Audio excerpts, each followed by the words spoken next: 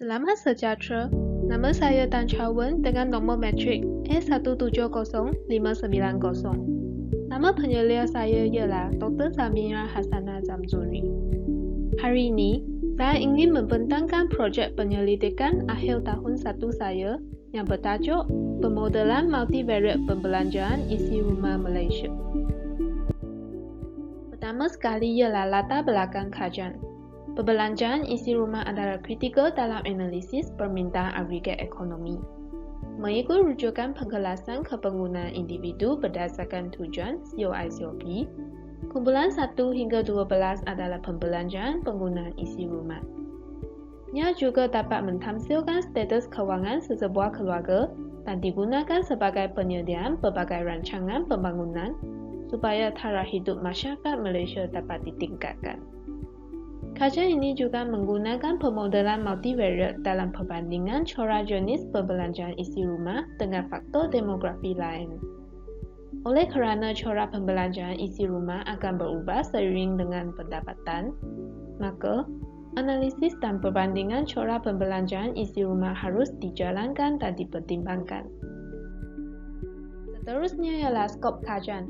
Kajian ini memanfaatkan data daripada penyiasatan pembelanjaan isi rumah HES dan bertujuan mengkaji pembelanjaan isi rumah di Malaysia. Terdapat 2 tahun dicerap iaitu tahun 2016 dan tahun 2019. Sampel ini juga merangkumi kedua-dua kawasan bandar dan luar bandar dalam daerah pentadbiran bagi semua negeri di Malaysia. Jumlah dan jenis perbelanjaan isi rumah Malaysia akan diselidik dalam kajian ini. Terdapat 2 masalah yang dihadapi, iaitu isu inflasi dan isu kemiskinan. Isu inflasi telah menyebabkan peningkatan perbelanjaan dan perubahan terhadap permintaan barangan dan perkhidmatan. Sekiranya analisis perbelanjaan isi rumah tidak dititik berat, kerajaan tidak dapat mengemas kini wajaran dan menentukan item dalam pakur barangan dan perkhidmatan bagi penyusunan indeks harga penggunaan Malaysia. Pada masa yang sama, kenaikan harga barangan yang tidak seiring dengan kadar peningkatan pendapatan juga akan membangkitkan isu kemiskinan. Hal ini akan menyebabkan kumpulan B40 terpaksa hanya memperuntukkan perbelanjaan ke atas barangan keperluan. Maka, melalui analisis perbelanjaan isi rumah, kerajaan boleh mengubah metodologi dalam pengiraan pendapatan garis kemiskinan iaitu PGK dan merangka program yang lebih dinamik kepada golongan berkategori B40. Seterusnya ialah kajian kepustakaan. Terdapat 3 kajian berkenaan perbelanjaan isi rumah. Pertama sekali ialah kajian Wechsner dan Lucero Campbell pada tahun 1988. Metodologi yang digunakan termasuklah regresi kuasa 2 terkecil biasa, regresi berganda, ujian cantuman F dan korelasi separa bagi meninjau tingkah laku pengguna isi rumah termasuklah kelas sosial terhadap perbelanjaan perkhidmatan. Dalam kajian ini, 2 set pemboleh ubah kelas sosial iaitu status isteri dan status suami adalah signifikan terhadap perbelanjaan perkhidmatan. Hubungan antara saiz isi rumah dengan perbelanjaan perkhidmatan adalah negatif. Isi rumah yang mempunyai anak berumur 6 tahun ke bawah dan tinggal di kawasan bandar akan mengalami pembelanjaan perkhidmatan yang lebih tinggi. Manakala, suami isi rumah yang berumur 49 dan ke atas mempunyai pembelanjaan perkhidmatan yang rendah. Selain itu, menurut kajian Hamdan pada tahun 1998, telah menggunakan model multivariate regresi logik bagi menentukan jenis isi rumah yang lebih cenderung dalam pembelanjaan FAFH. Pemboleh ubah tak bersandar iaitu pendidikan, jantina, kaum, pendapatan kasar dan jenis isi rumah adalah signifikan dengan pembelanjaan FAFH. Bagi kajian Ubaidillah dan lain-lain pada tahun 2019, telah menggunakan model multivariate Fahey-Wright untuk menganggap perbelanjaan isi rumah per kapita terhadap jenis makanan dan jenis bukan makanan. Hasilnya, Y1 dan Y2 menunjukkan korelasi yang tinggi. Model MFH juga mempunyai purata rarat mula yang lebih kecil dan purata kecakapan relatif yang tinggi, maka lebih efisien bagi menganggap pembelajaran isi rumah berbanding dengan univariate bihirate. Kemudian ialah kajian berkenaan pemodelan multivariate.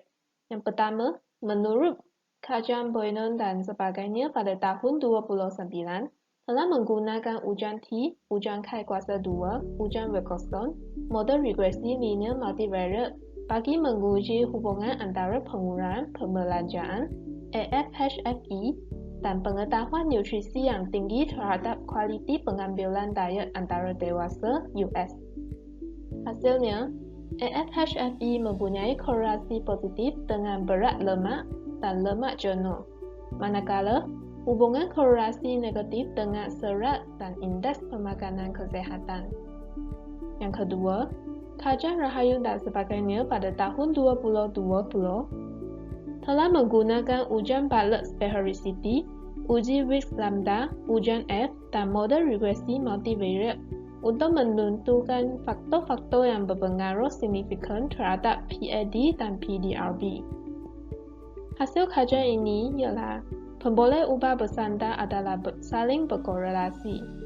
Pemboleh ubah tak bersandar iaitu pajak daerah dan jumlah penduduk juga bersifat signifikan terhadap pemboleh ubah bersandar iaitu PAD dan PDRB. Terdapat dua kajian berkenaan pemodelan multivariate pembelanjaan isi rumah juga telah dikaji. Berdasarkan kajian Mukeres dan lain-lain pada tahun 2011 yang menggunakan model regresi multivariate bagi mengkaji ketaksamaan kasta terhadap pembelanjaan kesehatan isi rumah.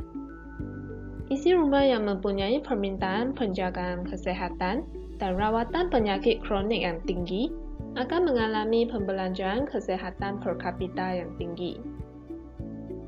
Kajian lain ialah Kiran dan lawan pada tahun 2015. Metodologi yang digunakan ialah ANAVA dan MANAVA bagi menguji kesan saiz isi rumah terhadap simpanan dan pembelanjaan pekerja industri. Hasil kajian ini ialah saiz isi rumah mempunyai hubungan positif terhadap pembelanjaan pekerja industri dan kesan negatif terhadap simpanan.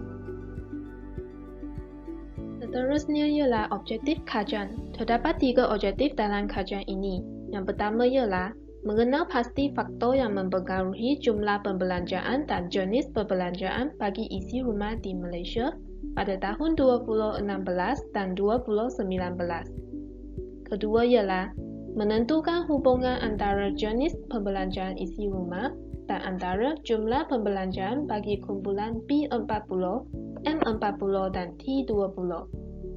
Objektif yang ketiga ialah membandingkan corak pembelanjaan berdasarkan jenis pembelanjaan isi rumah, kumpulan B40, M40 dan T20. Tahun tinjauan dijalankan iaitu 2016 dan 2019. Metodologi kajian ini boleh dibahagikan kepada 4 bahagian iaitu data kajian analisis deskriptif, pentadbiran statistik dan model regresi. Data kajian ini ialah data sekunder yang diperolehi dari Bank Data UKM yang bersumberkan dari Jabatan Perangkaan Malaysia. Maklumat adalah bertentangan pembelanjaan isi rumah dengan pelbagai ciri demografi dan sosioekonomi isi rumah di Malaysia. Terdapat 2 tahun yang dicerap ialah 2016 dan tahun 2019.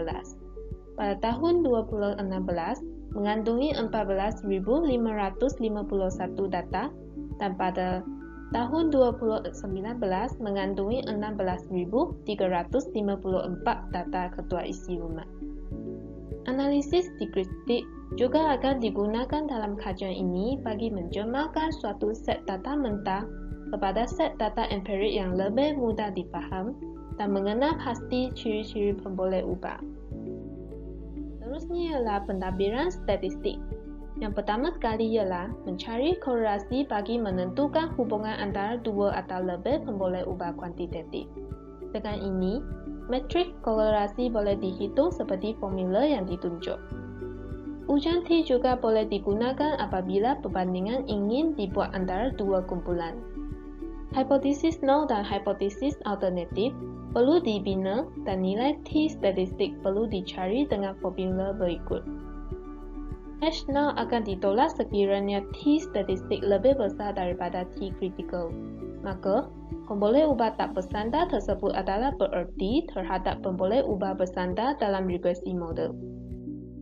Ketiga ialah ANAVA yang mempunyai hipotesis nol dan alternatif seperti berikut.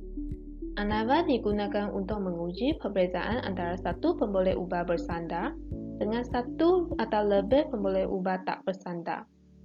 Nilai-nilai dalam jadual ANAVA perlu dihitung dan H0 akan ditolak pada aras keertian tertentu sekiranya F statistik lebih besar daripada F critical.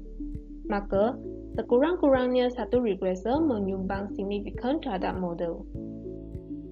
Ujian hipotesis seterusnya ialah MANAVA yang mempunyai hipotesis nol dan alternatif seperti berikut. 4 ujian statistik iaitu ujian lambda, ordering Lowry trace, Pillai trace dan Roy maximum root boleh digunakan bagi mengkaji hubungan antara beberapa kategori pemboleh ubah tak bersandar dan dua atau lebih matriks pemboleh ubah bersandar. Jadual MANAVA adalah ditunjukkan seperti berikut dan H0 akan ditolak apabila nilai Wills lambda adalah kecil atau nilai Hotelling Lowry trace, Pillai trace dan Roy maximum root adalah besar. Kemudian, menentukan model regresi dalam kajian ini iaitu model regresi univariate yang melibatkan satu pemboleh ubah bersandar dan lebih besar atau sama dengan dua pemboleh ubah tak bersandar. Formula bagi model regresi univariate adalah seperti berikut. Di sebaliknya, model regresi multivariate merupakan model yang mempunyai lebih besar atau sama dengan dua pemboleh ubah bersandar dan lebih besar atau sama dengan satu pemboleh ubah tak bersandar. Dan formula model regresi multivariate adalah seperti berikut. Terdapat beberapa keputusan yang dijangka dalam kajian ini. Yang pertama, berbagai faktor seperti jantina, umur, taraf perkahwinan, jenis pekerjaan dan jumlah pendapatan dijangka akan mempengaruhi jumlah pembelanjaan dan jenis pembelanjaan isi rumah. Corak pembelanjaan berdasarkan jenis pembelanjaan isi rumah bagi golongan B40, N40 dan T20 pada tahun 2016 dan 2019 dapat ditentukan melalui model regresi multivariate. Disebabkan pendapatan golongan B40 adalah rendah, maka golongan ini mempunyai jangkaan perbelanjaan isi rumah yang lebih kurang berbanding dengan golongan N40 dan T20. Yang ditunjukkan ialah carta alur aktiviti penyelidikan saya. Akhir sekali ialah catakan beserta cerjak kunci dan tarikh pencapaian aktiviti penyelidikan. Ini sahaja daripada pembentangan saya. Sekian, terima kasih.